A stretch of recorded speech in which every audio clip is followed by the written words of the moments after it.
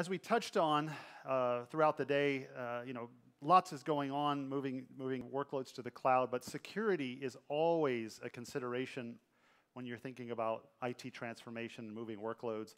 Not adequately preparing for cyber threats that are so pervasive today could have drastic consequences for your business.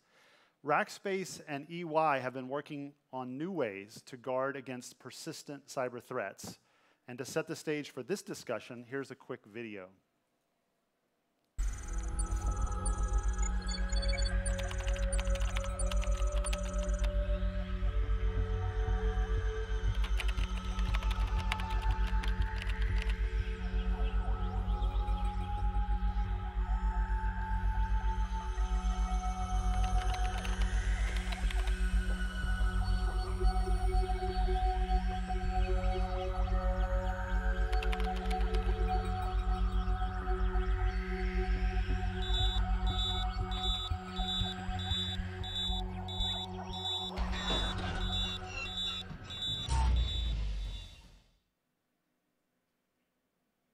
That changed the mood in the room a little.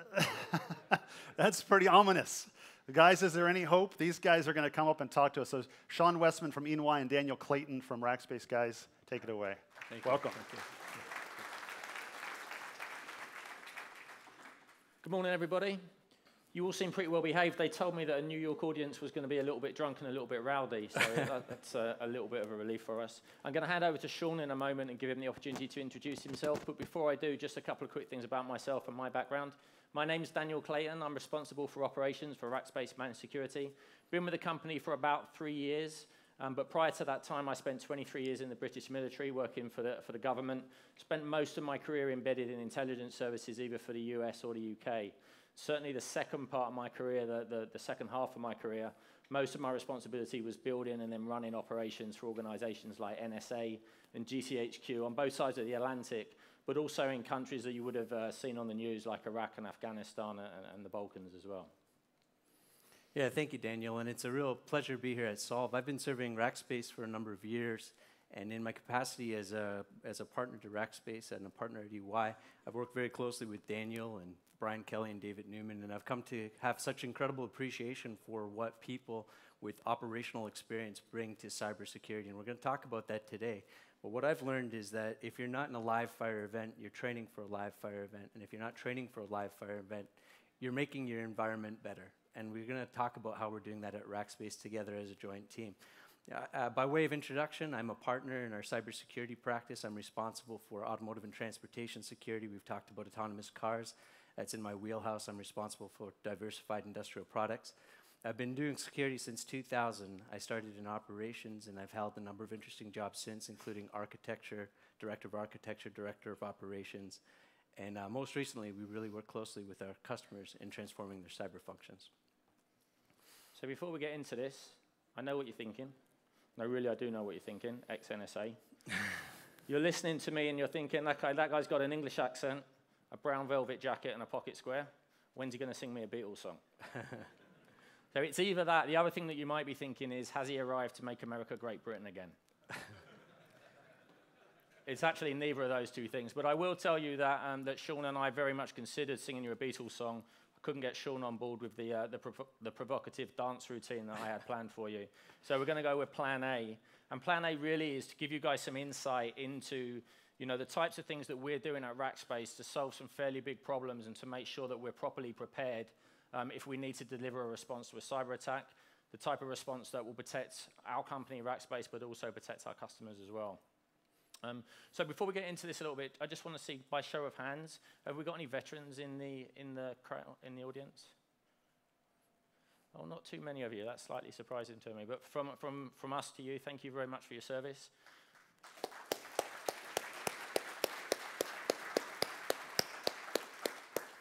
I think some of what we have to say will resonate with you guys in particular, So I mentioned earlier when we did the introductions that I spent 23 years in the British military, and I actually joined the Army in 1990.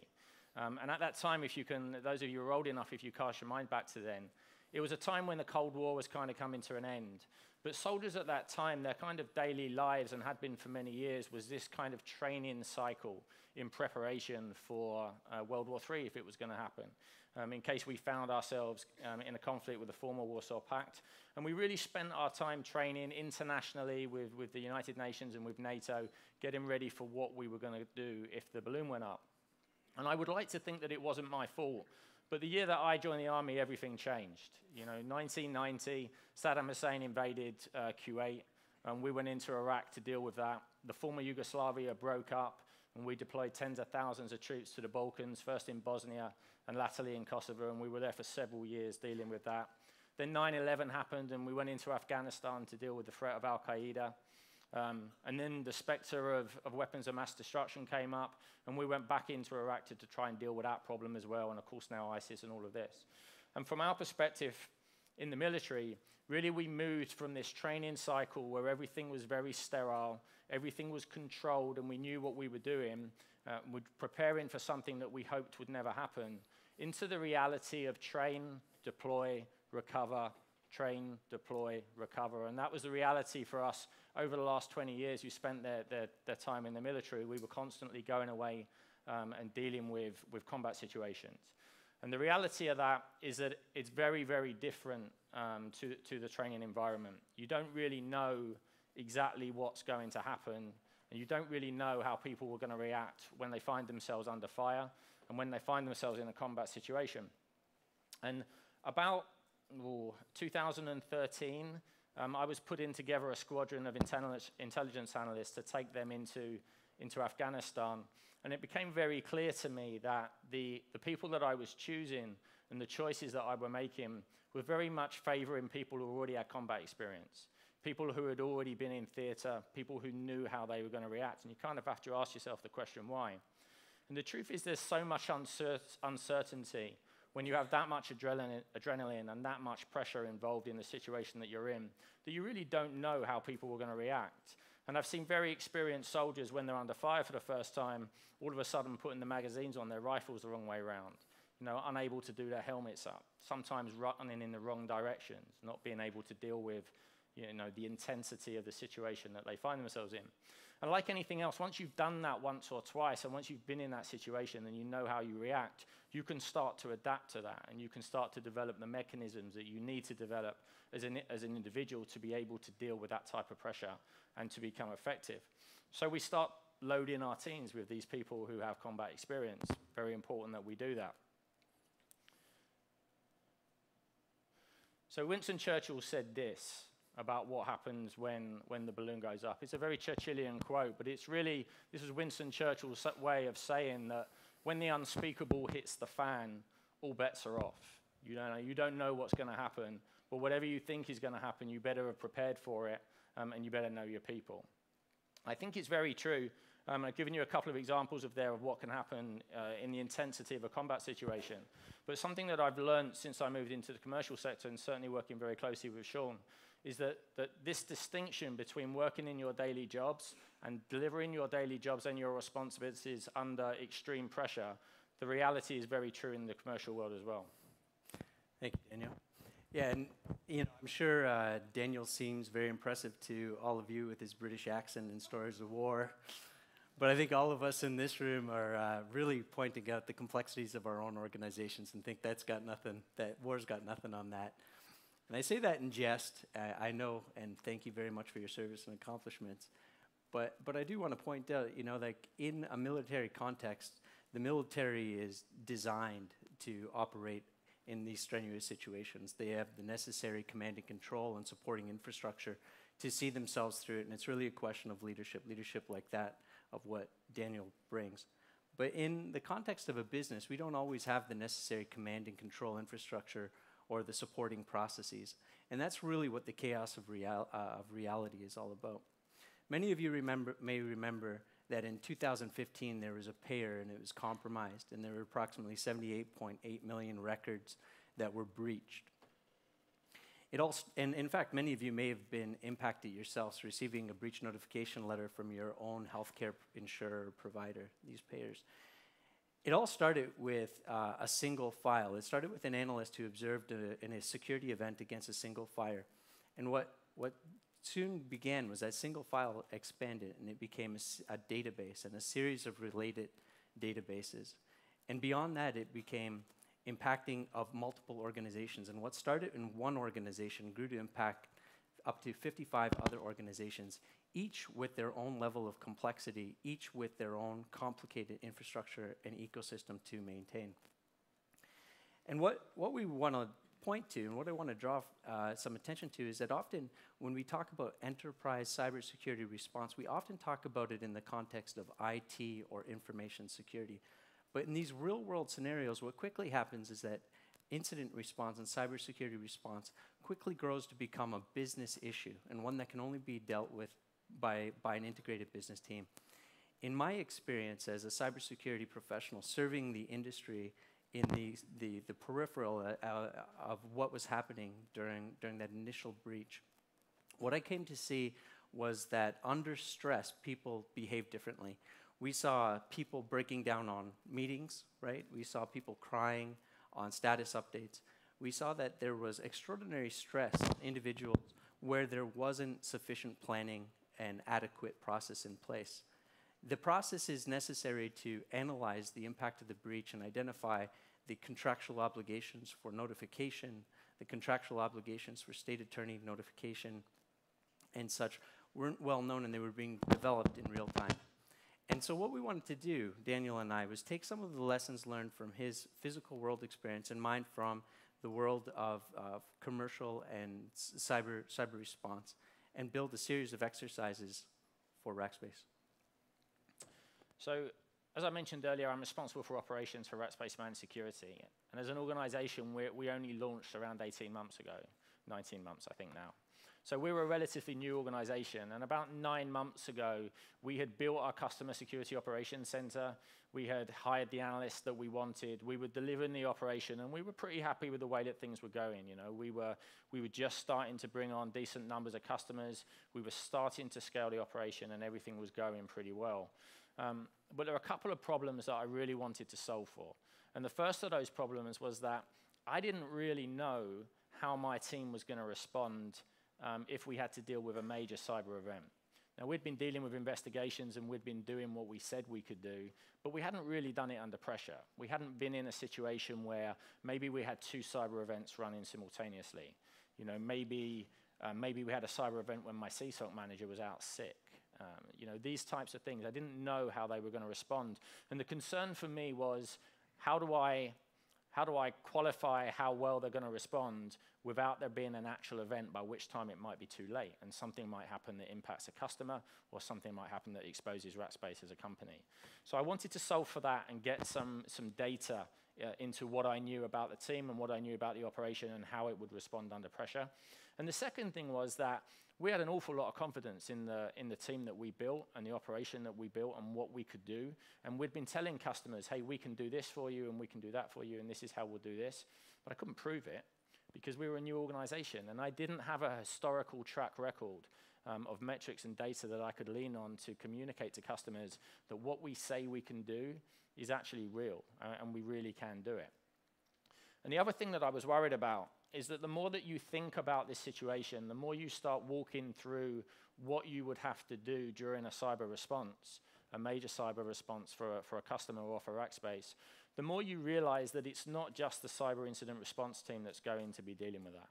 There are multiple ancillary organizations or multiple organizations that are on the periphery of cyber, not directly responsible for it, that would be called into play and play a very pivotal part during a cyber response.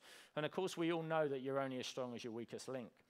So we didn't want to be brought down. We may be in a situation where the cyber response team is trained and honed and ready to go, but if our legal team doesn't have the process in place to evaluate and assess a situation and create the right legal response, and the communications team doesn't have a communications plan that can effectively communicate what needs to be communicated to customers and to the business, then things can go wrong, and we can be pulled down by whatever the weakest link is. So it was very important to me that we found a way of making sure that it wasn't just our engine, it wasn't just the engine room of the cyber response team that knew what it was going to do and was practiced in doing it, but also the brakes and the steering and the ancillary parts of a car were all able to work together to deliver the potential that that engine really brings. And we weren't hindered by a weakness somewhere across the organization. So when I think about how I'm going to measure this operationally, for me as an operations leader, there's 3 buckets of metrics that I care about. Operational maturity is the first. Operational maturity is the nexus of people, process, and technology. It's easy for me to measure.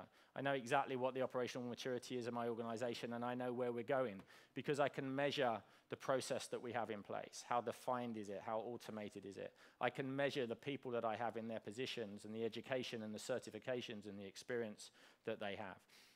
The technology that I'm using, I can measure and quantify the capabilities that it delivers and how that contributes to my organization. So operational maturity is fairly straightforward for me to do, and we have a bunch of metrics that tell us where we are from that perspective. Operational effectiveness is our ability to deliver the potential that exists within our operational maturity. Can we pull it all together and deliver the operation? Having a really nice car is one thing. Being able to drive it around the track very fast is a different thing entirely. So can we do that? And again, these are things that I can measure. I can measure how many investigations we can do a week. I can measure how accurately we're able to triage those investigations. I can measure how quickly we can shut down an attack when we find it. So these are things that are in my control. My concern was the final one, operational resiliency. Operational resiliency is your ability to deliver under pressure. Can you drive the car around the track, but can you drive the car around the track when the brakes aren't working right, or it's raining really hard, or your lights are failing? Can you still do it under those circumstances? And this was really what I wanted to go out and solve, and I wanted to solve it in a way that not only gave us the lessons of where we were weak and where we needed to improve, but also would give me the ability to tell our customers, this is where we're strong, this is where we're weak, and this is what we're doing to improve our weaknesses. Now, I knew that this wasn't something that we could do ourselves. We can't mark our own homework. We had to have a partner who would come in and do this for us. That partner had to know us really well. They had to know our business very well. They had to know our operation very well. And they had to have a background of dealing with big enterprise-level problems and piecing together very complex problems to, it may be common problems, but complex problems because our businesses are complex and they're all different. And somebody had to be able to do that. We already had a great relationship with Ernst & Young. In fact, Sean and I, prior to building our Customer Security Operations Center, we hosted together a 3-day Customer Security Operations workshop aimed at figuring out what a future SOC should look like and what capabilities should it have. So it was a simple question for me, and as you would have expected, we turned to Ernst & Young to help us. So, I think playing on the comments of Joe this morning and Jeff followingly, what we've talked about today is the multi-cloud architecture and how Rackspace is enabling a multi-cloud services. And I think the example that I tried to give earlier when we talked about the relationship between healthcare payers and this connected network of sophisticated systems, the point that I'd like to make, and the example and the lesson that we're bringing to this example, is that when we're dealing with and planning for cyber response, we must adequately build our processes to address the increasingly sophisticated environments in which we operate our IT systems and business processes. And at one time, these may have been simple standalone capabilities and systems, but today they're made up of components that reach across broad ranges of service providers, IT environments, and data centers, and they involve a number of different stakeholders. So advanced technologies enable complex solutions. Our cyber resilience planning must be equally sophisticated in order to respond. The second point that we wanted to integrate into this is that cyber resilience must consider the fact that the cyber threat continues to evolve and that the techniques that we have one day may not be as effective as they are the next day. And so not only do we want to test our existing established mature processes, but we want to test and validate our ability to innovate and change and adapt in a real scenario. So what we wanted to do is apply those lessons from real cyber response incidents and build a series of events that we could use to test Daniel's objectives. And if we return to those, what are they? They were process maturity, they were operational effectiveness, and they were resilience over time. So what we said is, I don't think you can do this in a single event. What we need to do is design a series of escalating events that each have a set of stated objectives which will allow us to vet those capabilities.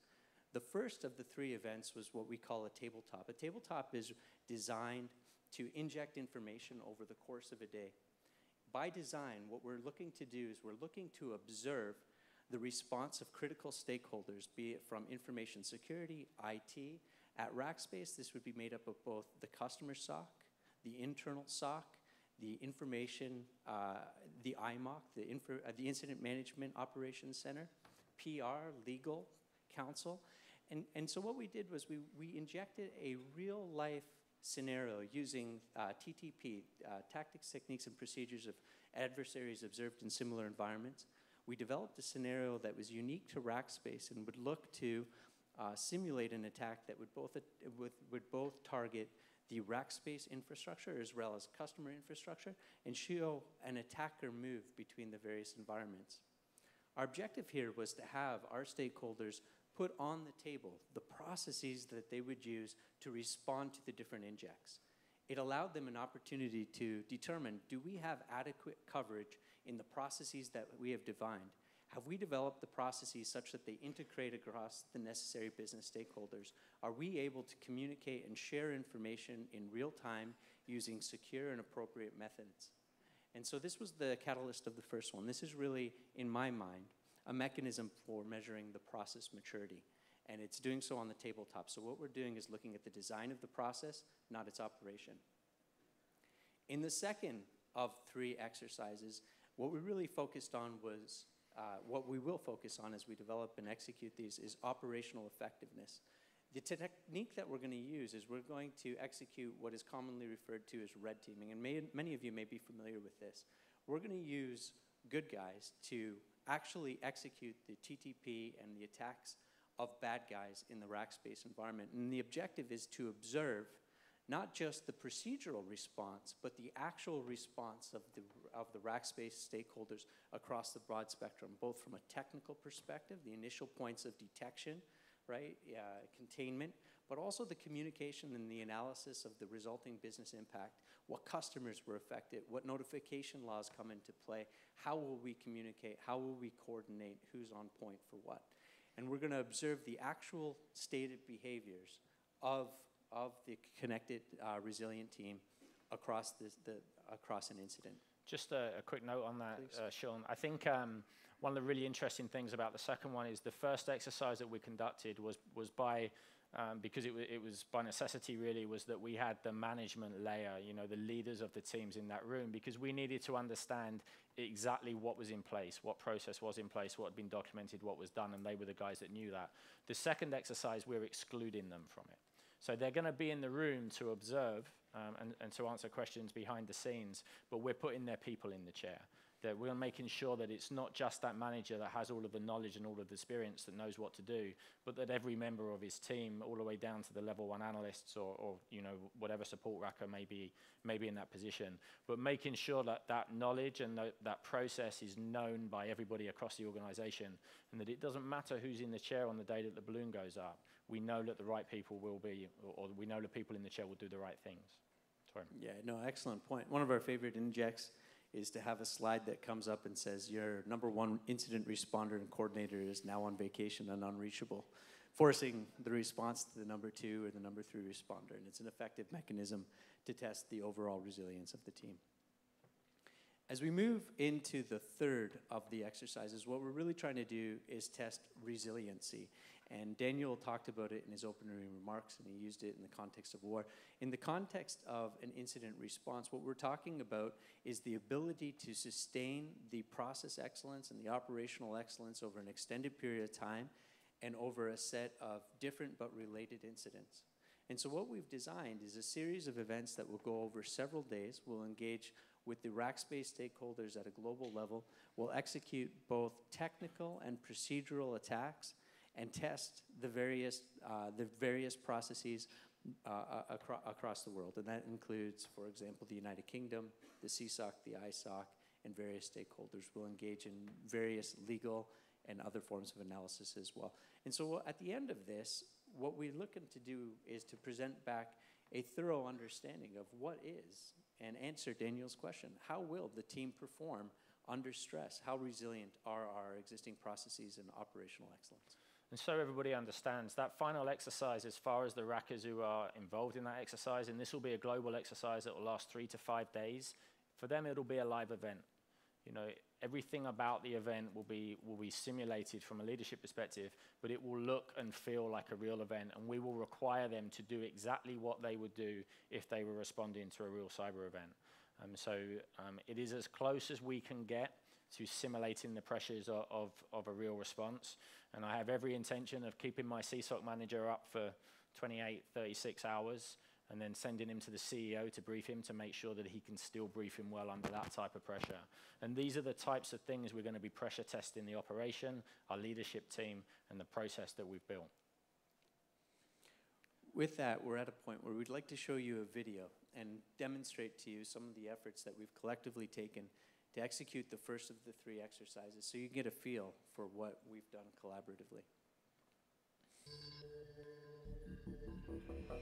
Cybersecurity exercises are about validating and improving our readiness to respond to adversaries who attempt to disrupt, destroy, or exploit our customers' information security systems. The overarching strategy here is simple. It's to make sure that we're ready. And what I mean by ready is that when bad things happen to us or our customers, our ability to address those things quickly and find resolution in a way that reduces the impact is not something that happens by accident. No football team goes onto the field before it's done a lot of practicing, physical conditioning, planning, video work, those kinds of things. This is something that's very similar. Unfortunately, you're only as effective as your weakest link. So if the Security Operations Center is very buttoned down, very good at what they're doing, but we can't spin the gear fast enough, or you know, we can't get efficient communications out to our customers, then the whole thing can fall down. People's behaviors are different and somewhat unexpected, and that drives a series of activities that in many respects can jeopardize a response. So it was very important to me that we devised something that enabled us to not only test the cyber response and the response of my teams within the operational group, but also that we tested all of those ancillary muscles that will be needed if we're going to respond effectively as an enterprise to an attack on one of our customers. And this is a very transparent environment too when we do these things, what we call open kimono. When we make a mistake, we own it and we commit to improving what we're doing there. Vitally important that we're able to identify where we've got it wrong, and we're able to go and fix that and be able to measure it year on year. So you take that knowledge and experience and then couple that with a process discipline and sets of tools, and they're able to kind of bring, you know, a full suite that can advance our ability to get right to the types of training that we need to get to quickly and effectively. And that's valuable to me as an operations leader, but it's also valuable to our customers to know that the service that they're paying for and the security strategy and the team that they've invested in Rackspace Managed Security is actually able to do what they say they can do. Ultimately, our goal is to deliver trust and confidence in the cloud. That's very big picture, but I mean, fundamentally, that's what this is about. This exercise serves to demonstrate that security is not an inhibitor to cloud adoption, but rather an enabler to a secure and compliant cloud infrastructure. So the reason we put that video together is we wanted to demonstrate that this isn't something that's in the planning phase. This isn't something that we're thinking about doing, right? This is active. It's been going on for about 6 months now. We've completed the planning phase. We've delivered the first exercise. We've received the first report back from Ernst & Young, which included, even just for a tabletop exercise with individual stakeholders from each organization, included over 50 observations and recommendations of areas where we can improve our existing process and where we can make ourselves better. So what have we learned so far? Well, we've learned that my team has a diverse and eclectic collection of hats within the CSOC, which I didn't know until we did this exercise. We also know very well that I need to keep a closer eye on how bushy my beard is at any one time, because when you see yourself on video, it's very different to looking in the mirror.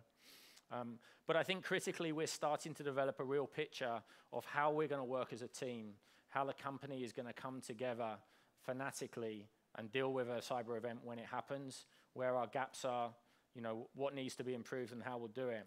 And something that's very important for me is that this isn't a one and done thing that we do this year, and that gives us a snapshot and we communicate that to our customers. The whole point of this is that this is an annual training cycle that we will deliver every year, receive a report back from Ernst & Young on what we did well and what we did badly, and then we'll go and plan what we need to do to go and fix those problems and get better and better at what we do. And there'll be lots of things outside of my control. We'll take on more customers during the course of the year. Analysts will come and go. We'll introduce new technology and new automation. And as all of those factors change, that will impact the operational effectiveness of our team. And what's really important is that even under pressure, the resiliency and our ability to deliver the operation continues year on year to get better and better, even as we scale, even as the technology changes, and even as our personnel change. Excellent. And what I'm most excited about is if I think back to my business consulting in 2012 and 2013, when I would work in a highly regulated company, they would always note security, privacy, and compliance as a reason not to choose cloud and as a reason not to move enterprise-grade applications, data, things of this nature. As we move into 2016 and 17, I no longer see those inhibitors. I see a number of enterprise-grade customers figuring out ways to move into the cloud and embrace the security and compliance that comes with it. And I'm most excited about being able to bring back a message that talks about the efforts and the leadership by companies like Rackspace and many of the others that they partner with to continue to innovate in this space as we talk about the way that cloud services will innovate from operational and infrastructure support to business products and business services across multi-cloud infrastructures. Who better than to have visibility, and who better to serve security and compliance into these integrated infrastructures? So with that, I'm very grateful for the opportunity to talk to you today. Thank you very much.